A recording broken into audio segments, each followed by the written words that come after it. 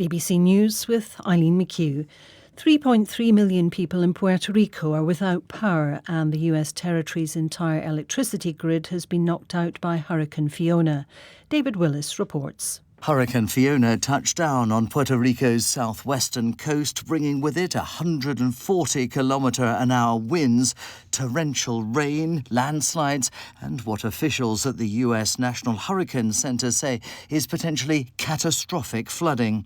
The island is currently without power, and restoring supply to the entire population of 3.3 million people could take days. Ports there have now been closed, and flights out of the island's main airport have been cancelled. The final preparations are being made in central London for the state funeral of Queen Elizabeth on Monday morning. The Queen's body will first be carried to Westminster Abbey for a religious service in front of a congregation of thousands. It will then go on to Windsor Castle for a more intimate committal service. Hundreds of world leaders and foreign dignitaries are in London to attend the late Queen's funeral in what will be the biggest single gathering of global statesmen and women in living memory. Earlier, President Biden was among those who paid their respects to the departed Queen. I think what she gave is a sense of, maybe above all, the notion of service. We all owe something. There's something within our capacity to do that can make things, not just the world better, but your neighborhood better, your household better, your workplace better.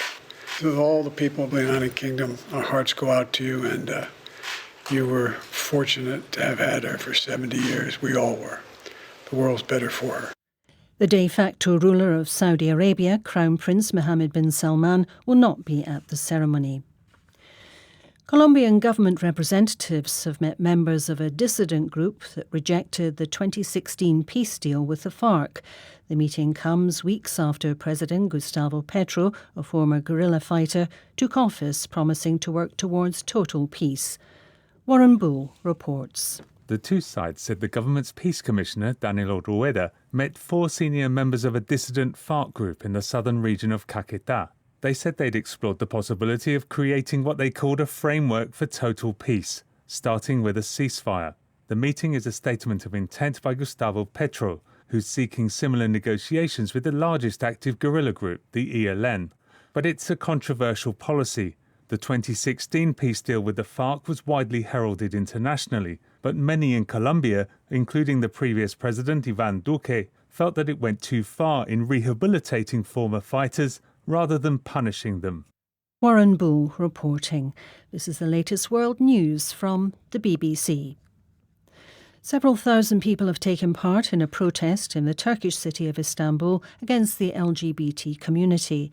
The demonstration, called the Big Family Gathering, called for LGBT associations to be closed down and their activities banned. The Conservative organisers are pressing for new laws that would ban what they call LGBT propaganda. One of Russia's most famous stars has strongly criticised the war in Ukraine. The award-winning singer Alla Pugacheva described how Russian young men were dying for illusory aims and making Russia a pariah internationally.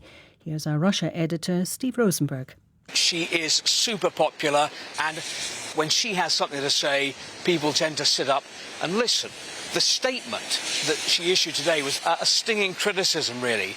For example, at one point she said, our lads, meaning Russian soldiers, are dying for illusory aims that make our country a pariah.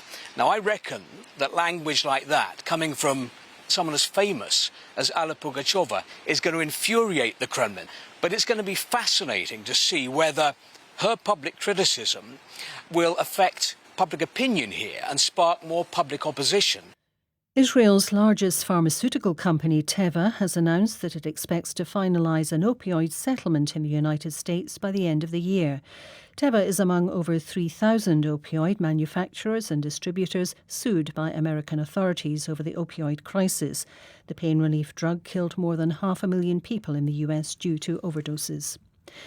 A Palestinian farmer has been describing how he discovered an ornate Byzantine floor mosaic while trying to plant an olive tree on his land in the Gaza Strip. Salman al-Nabahin said his shovel hit something hard and he unearthed the first signs of the relic, which is believed to be about 1,500 years old. BBC News.